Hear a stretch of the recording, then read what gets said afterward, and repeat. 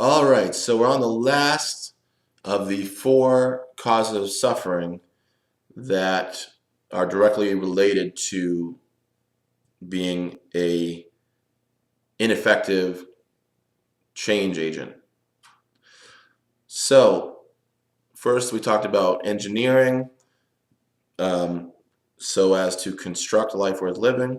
We talked about playing well with others so as to participate well in life. And we talked about managing well so that you don't lose what you've created. And now the last one is about navigation. It's about getting yourself and your life success system from here to flourishing, to where you want to be, right? Moving it along to the goal that you have in mind. Like maybe that famous basketball player that I want to be a teacher, I want to be an astronaut, I want to be a rap, songwriter, I want to be a piano player, whatever it is. You want to get from here through time, 5 years down the road, to your goal. It's going to take a while, right? Well, how are you going to sustain a life success system for 5 years or for 10 years or for 20 or 30 or 40 or 80 years, right? You can do it quite easily if you understand these principles. Not to say that it won't be hard as hell sometimes, but you will be successful if you do the right thing in the right way, in the right time and place, right? And so the last thing is that can waylay a change agent on the road to success and cause them never to get there is an inability or unwillingness to set limits with other people about what is or is not acceptable. There's a philosophical perspective, that a lot of people have in sometimes in the faith-based communities, some religious perspectives have this idea that everything is relative, right? That the truth is your perception and nothing more. That nothing is better or worse than, right? Now, certainly people are equal, and that is extremely important and crucial to life success. However, there are some things that are better than others, and that would include ways of doing things, ways of thinking, ways of knowing the world, okay? If you, and here's how you can tell. Connect that first statement that there are some things that are better with the next statement that it depends on what your goal is, right? If your goal is to keep your job, then what's a better strategy? To show up late every day and to be inappropriately dressed and to ignore the instructions of your supervisor? Or would a better strategy be one that is showing up on time, being appropriately dressed, and doing what you're told, right? With a positive attitude? That's a better strategy. Well, what about a better way of thinking? How about this? The guy on the left thinks that he's a worthless piece of crap and that this world is also garbage and that it's okay for him to go around hurting people mentally, emotionally, maybe even physically, because it doesn't really matter. They don't have the same skin color as him. They don't have the same sexual orientation as him. They don't have the same political group affiliation as him, or they don't worship the same God. And so therefore, kill them all. It doesn't matter, right?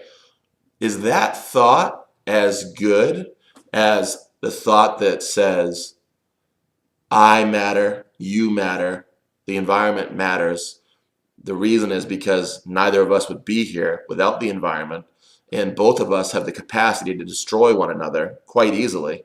So, how about instead of doing that, we treat each other well, and we both understand that we have a overarching, superordinate goal between us, and that is we both want to live the kind of life that we were born to live, the kind of life that dolphins and tigers and bears and eagles take for granted, a life where you get to be yourself without having to be punished just for spreading your wings and flying off, right?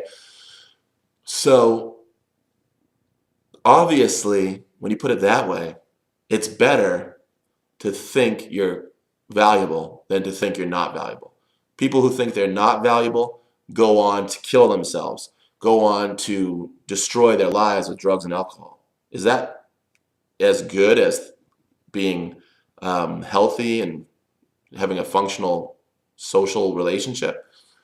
So, uh, finally, is it okay for everyone to treat me um, however they want to, and I can just love them no matter what, right?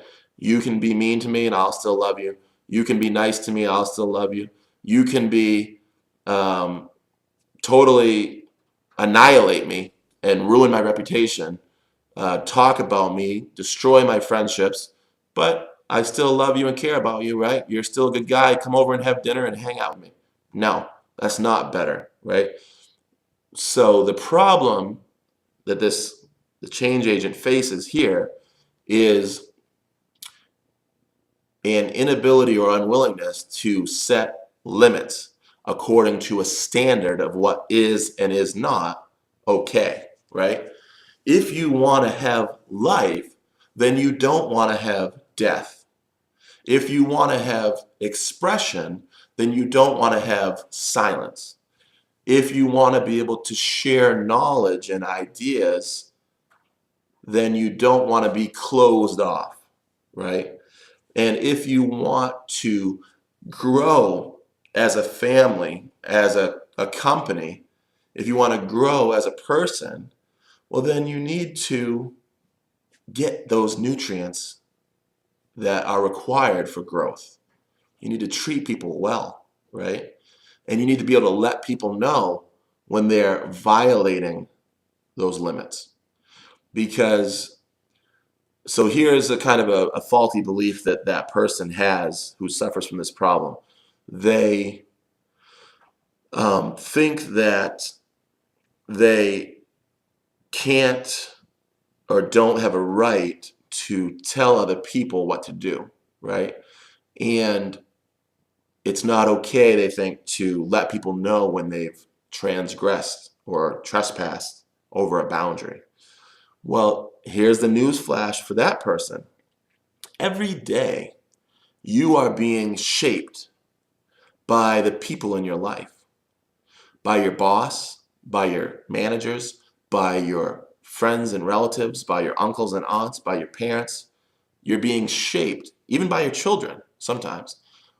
Every behavior that you engage in, however people respond to it, is shaping whether or not it'll occur again, right? If I get away with this stealing the cookie out of the cookie jar this time, then I'll do it again. If I get away with putting my girlfriend down in front of her parents, I'll do it again. If I get away with putting her down by myself and no one around, I'll do it again. If I get away with abusing my family when no one's looking, I'll do it again. Because people do the strategies that work for them. And so, how are they going to ever know what not to do with you unless you tell them, unless you can confront them about that, right? Going back to that last issue of being able to confront. So, before you can confront anyone and neutralize a problem, you need to be able to have a standard of what is and isn't okay. And you got to figure that out. We have a standard that we use, which is basically the life success system, the wheel of well-being. If a person is going to do something that destroys your well-being or the well-being of the situation that you feel and perceive, then that needs to be dealt with. So for example, if I want to feel safety, well then I'm going to cultivate security in my environment. Because when an environment is secure, I'll feel safe, right? So even though the safety is in me, it's a feeling, the security is in my environment around me. And anyone who walks in can tell it's a secure place. So how do you do that? You do that by acting brave and cautious and being assertive when you need to. But if someone walks in there and makes the place insecure, right, by acting in threatening ways, to ways that are threatening to my mind or emotions or my physical self or to my children or my friends or just to the goal we all have in common. We want to have fun on Christmas. So we're not bringing someone over who's going to ruin it for us, right? So we have to be willing to set limits and say what is and is not okay, and to be able to follow through with consequences if the person does not respect those boundaries, right? So the first problem was a problem of engineering. Second problem was a problem of participation. The person is crossing people's boundaries. The third problem is an unwillingness or inability to recognize threats and to confront them and neutralize them because you don't know what to do that would stop the bad thing from happening. And the final problem is letting people walk all over you, right? It's letting people violate your boundaries. And it's letting villains hurt other people through you, where you are the facilitator of that, right? If this could mean a batterer comes into your home and you'd start to notice that he seems like an abuser and he wants to do something wrong to your kids and you let him. You don't do anything to stop it, right?